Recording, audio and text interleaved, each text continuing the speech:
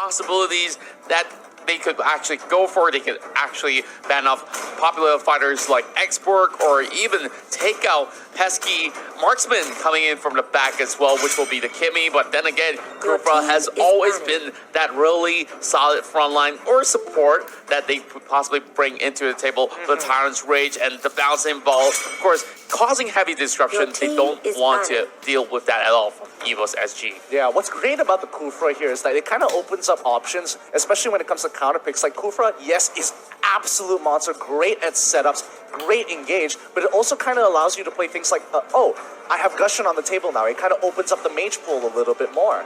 That's pretty much true, but then again, we also see that Gushing has fallen off the radar for a little bit, but then again, we also know that the MPL Indonesia side really favors the Gushing, so maybe this will be that heavy contest between the two of them. Same goes to Chow, same goes to Kaya, as well as Graf, but maybe they might just want to let loose some of all these picks. So Kimmy is still up there, and let's see whether or not EVOS SG will be taken off the table, and instead they will ban off that high loss. Looks like a high priority on a lot of these tanks here. I mean, high loss recently after the patches has been getting so good with the revitalize as well. He's just becoming this unstoppable monster. And I think RRQ, great response getting rid of the Grok as well. First pick going over to EVOS here.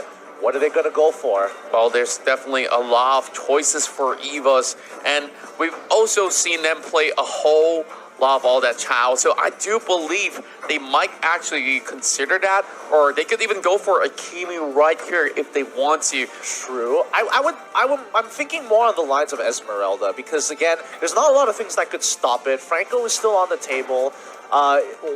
But it's really iffy here. It's really iffy when you have Kaja on the table. It's like, oh, the utility is just so good. Even if you pick Esmeralda, one Divine Judgment is enough to lock her down. That's right. The Divine Judgment would be good enough for them to actually get that sort of a head start that they're looking for. And now it's RRQ's turn to make a move. Well, RRQ, of course, have a lot of all these options on the table, such as Marksman. I do think that Granger has been pretty much great in this recent patches, where they could definitely consider. But in this early phase of the game, should you give that sort of priority to even Marksman? I would always go for perhaps solo laner. And now we're looking at Marsha as well as Akai being brought in for the very first game. Pretty interesting, because like they could have flexed out the Cho. They're willing to give it.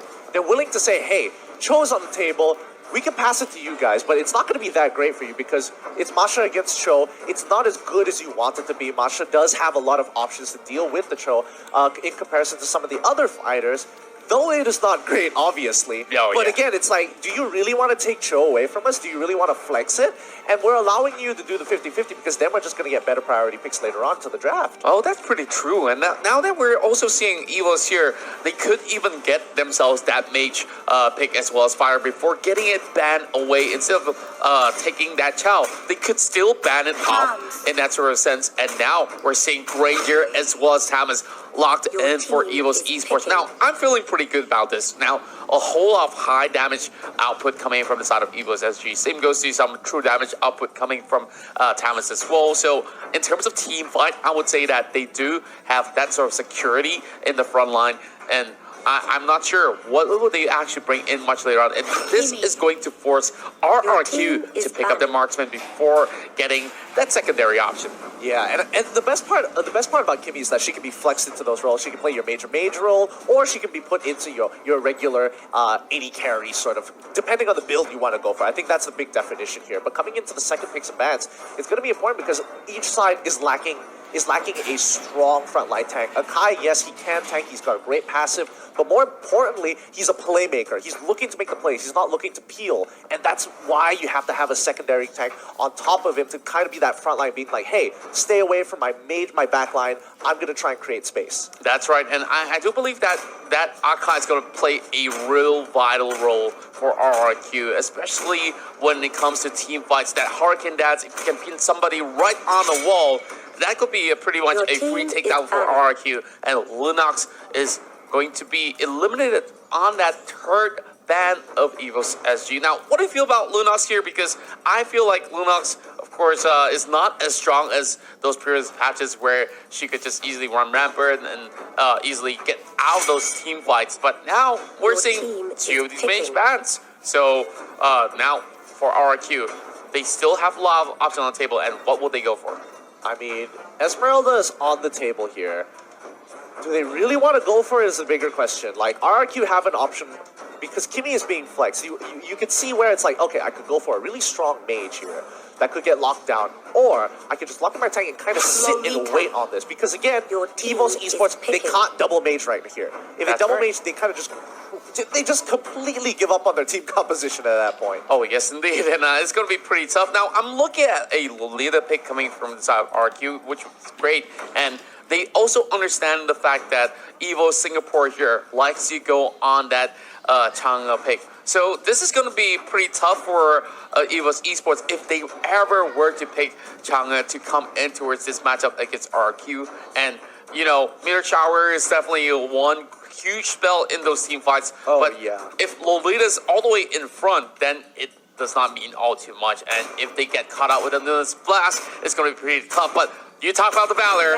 It's going to be EVOS Esports being pretty much greedy with both mage picks right here. I kind of like that. And though the mage picks, I completely forgot about the Valir at this point in time. Yeah, he's going to be put into that support role. He deals a lot of damage, has a lot of disruption. The pushback is absolutely great. The moment he hits level 4, I mean, he's almost guaranteed first blood even in certain situations. Great wave clear, everything you want in a support, just that he doesn't have a very large health total. Well, I would certainly agree with that, but I really don't like the fact that EVOS Esports, they don't really have a proper tank per se, other than, you know, Esmeralda as well as Kaya as the frontliner. And if RRQ here gets themselves pretty much all ramped up with those early leads of the game, then I would say the side of EVOS SG will possibly be in pretty deep trouble. Agreed. I definitely agree there. I think a lot of work needs to be done by both Kaya as well as the Valir to kind of set the pace of the game. The tempo needs to be controlled for the side of EVOS Esports, but let's just see how RRQ kind of wants to play this out, because they have to play this until level 4, and that's when they need to capitalize. That's right, and of course, that final pick of the core is something that is a stroke of genius as well, just in case if they were to commit in that 5v5 situation. So it's going to be pretty much a great move for RRQ, and I'm having my eyes set on that Masha pick as well. Masha, of course, in MPL MYSG was like a 50-50 sort of win rate. Yeah. So I'm not too sure, but I've seen some great games come from MPL Indonesia with Masha split pushing, doing so much of that damage. And of course, it's really dependent on the sort of build that they go in for as well. But Masha has been pretty much tough to deal against. As she pops in that life recovery, she could just easily get back to 100%. Yeah, but that's the thing. When you give someone like Thalmos, we put Thalmos on the table. Now Masha has an option where it's like, oh, I can't really fight 1v1 as good as I want to. So that kind of puts you in a controlled situation. She really has to be efficient with a lot of that wave pushing. That's right. And of course, they really got to find a way to actually stop Masha before she even snowballs into it. It's that late game monster, while Tamas is going to be doing exactly the same in that sort of sense. But at least Tamas does have a little bit of that mobility to escape in that sort of situation. And we're also thinking about all these sort of the spells that all these professional players will be pulling off. You talk about Revitalize, of course, there's a lot going on with those teleportations in towards this match, but now, of course, you guys are excited, so are we, as we'll head into our very first matchup, EVOS Singapore versus RRQ. Smash them! Now, looking at the lane assignments, it's looking pretty standard for now. Masha is going to be the top side, and Thamos should meet them.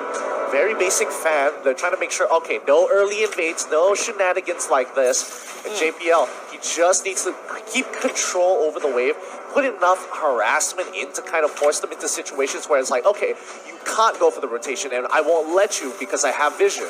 That's right, and now we're looking at Tsuru already clearing out the way from the bottom side, and both sides are playing it relatively safely. They're not really going in for those aggressive invades that we've already seen them pretty well known for. But speaking of that, EVOS Esports, they're starting things off pretty much on a high tempo over on the top side. Sin will be facing off against Soul. Oh, look at that burst damage. It merely forces some moves, and RRQ Sin is forced to pull off that flicker. Yeah, really, really quick. It's really interesting what RRQ did here. They basically used Masha as a meat shield so that the tank as well as the mage doesn't take a lot of damage.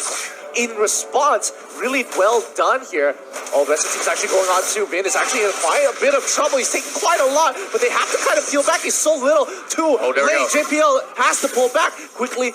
Dashes right on out of there. I Am Jungle finally responds in time. He is level 4.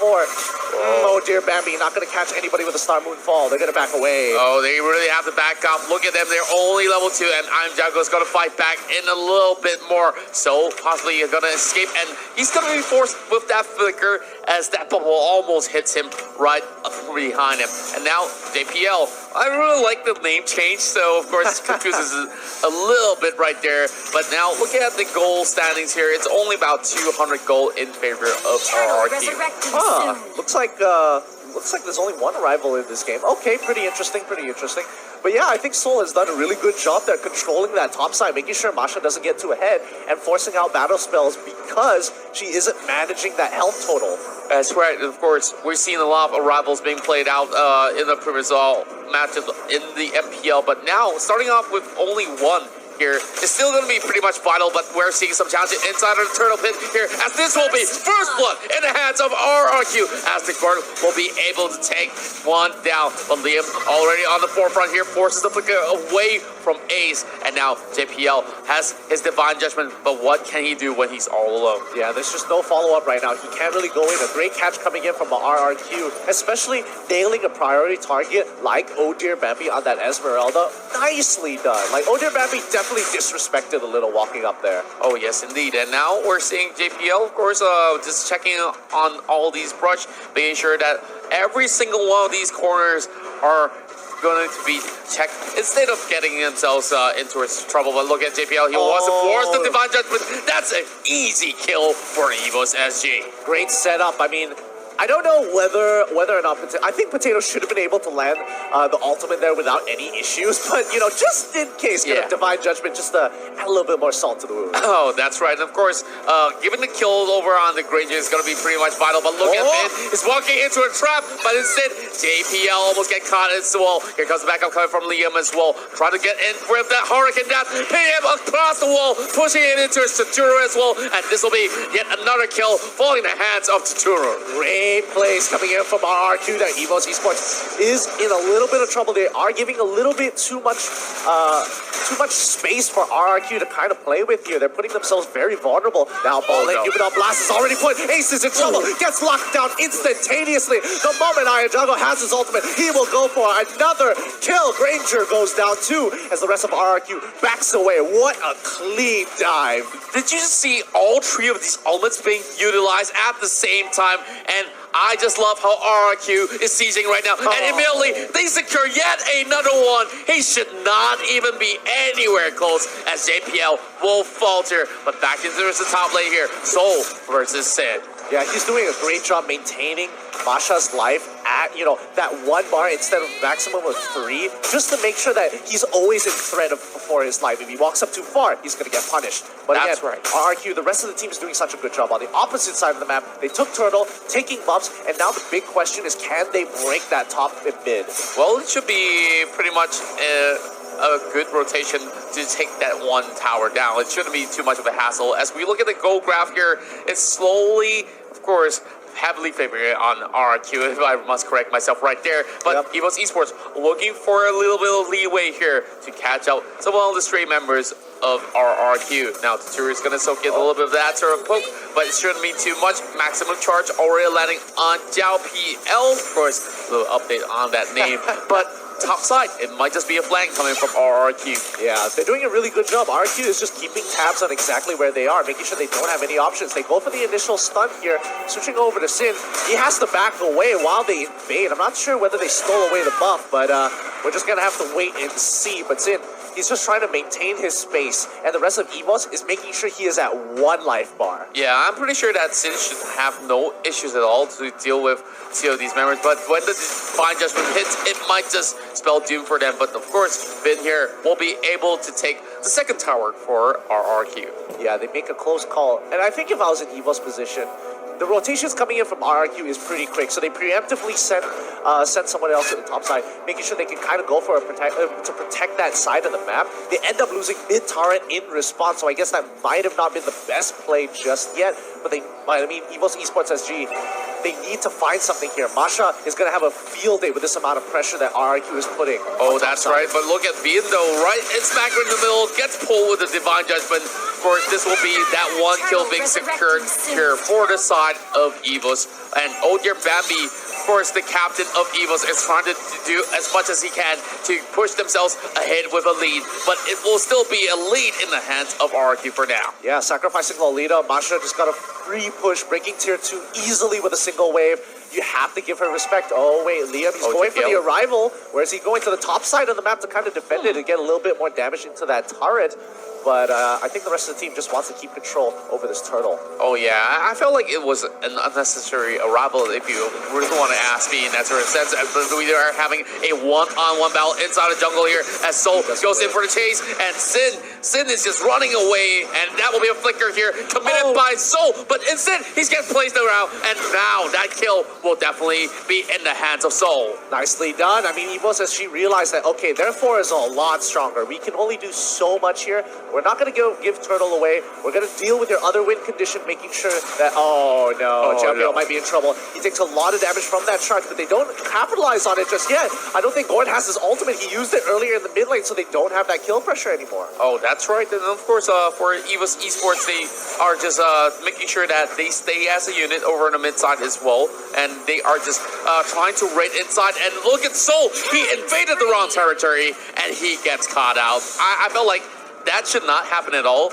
especially in a World Championship sort of phase here where, you know, you are not really facing against mid-tier teams. These are top-tier teams from all over the world, and RRQ will punish them for their mistakes. Exactly. These guys, I mean, again, you mentioned top-tier teams. You cannot disrespect them. Now, I think they're just trying to keep pace with RRQ as of right now. Oh, so close to dying here.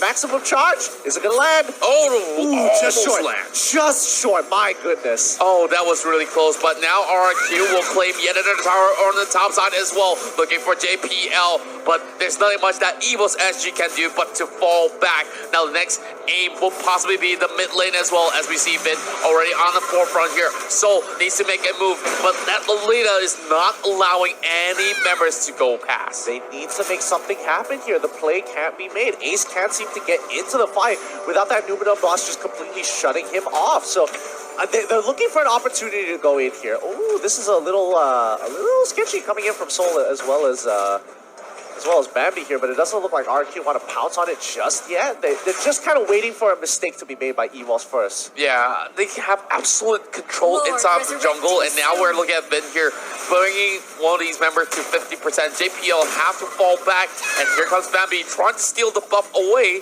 and of course, Liam here will be eyeing out if whether or not will they be opposite, and if they do cross the line, that will be a hurricane dance ready to blow them back in towards the territories of RRQ.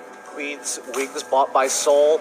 Sin just got his corrosive sight, so there is no running from him, but he will be able to solo every objective. But a mid-fight actually breaks out. EVOS Esports are trying to turn this around, but they can't. They're just locked into a place. Soul goes down as well. They knew they needed to defend Lord, but oh dear Bambi, he's kind of chilling out right here. Sin's in trouble. The rest of the team holds it, collapses straight on top of him. Let's have a replay one more time. And look at them go. RRQ had the perfect setup, and of course, just a little blink of an eye, we're seeing even the Lord falling in the hands of RRQ. What a clean performance that we're seeing from RRQ so far. And slowly, it might just touch that 10K goal lead mark. Yeah, it's not looking good for EVOS SG here. They don't exactly have a lot of playmakers in their sides besides JPL. And right now, he's being shut down very hard. Like, he's getting hit by a lot of abilities that should not be landing. This is what I was talking about when we started the draft, and I talked about the side of EVOS SG not really having a reliable tank if they do fall in the early phase of the game, and now they're dealing with the same trouble, and the Lord is already knocking on their doors, trying to crush the mid lane tower, and RRQ is just waiting for another viable mistake. But look at JPL though, he's in position, he's still waiting, and oh, that Gord! Oh my goodness, they got shot out! Ooh, they pull backwards, good disengage. He still had the flicker, but now they're still gonna get the inhibitor turret on the top side of the map. They're playing it slow, but RRQ know that they are in control. They can take one more inhibitor down, and yes, they do. They're breaking everything. They're slowly collapsing down onto EVOS SG's economy. That's right, and of course, we have Akai also buying that immortality, which means it's gonna be even harder for the members of EVOS. But look at that go.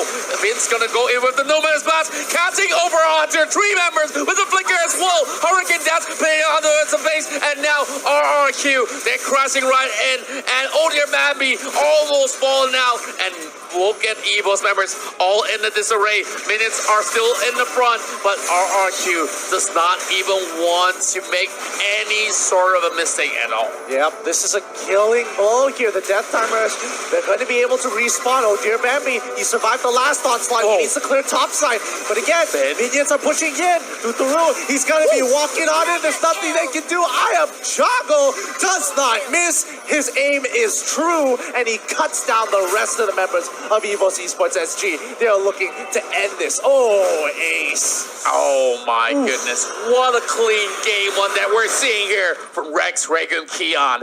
And now, game 1 already in the bag.